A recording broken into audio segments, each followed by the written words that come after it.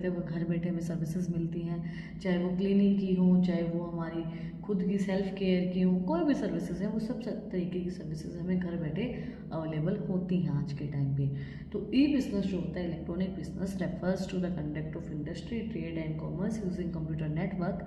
It is a broader term than e commerce as it include not business buying and selling products but also managing production, inventory, products development, accounting and human resource electronically.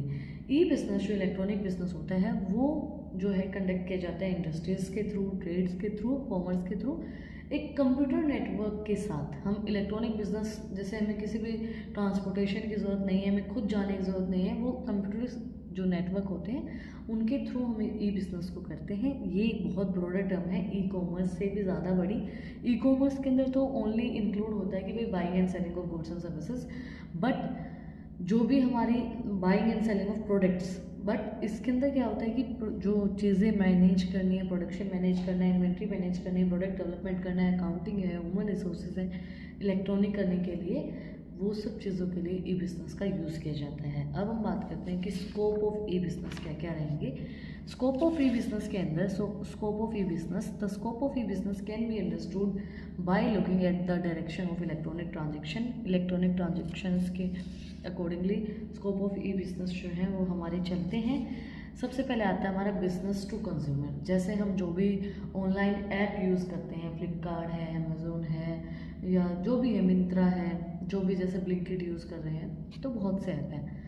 तो इन सबको जो हम use कर रहे होते हैं, तो ये होते हैं हमारे बिज़नेस टू कंज्यूमर. बिज़नेस से हम सर्विसेज मांगते हैं या प्रोडक्ट्स मांगते हैं, वो सीधा कंज्यूमर तक प्रोवाइड करवाई जाती है 24/7.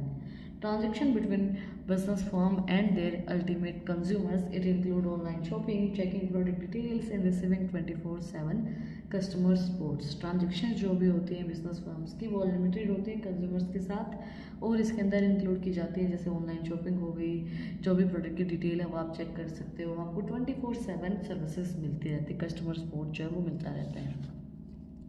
Business to business, business to business के अंदर क्या होता है, जैसे कि अब हर इंसान प्रोडक्शन नहीं कर रहा, हर इंसान मैन्युफैक्चरिंग नहीं कर रहा है किसी प्रोडक्ट की, है ना.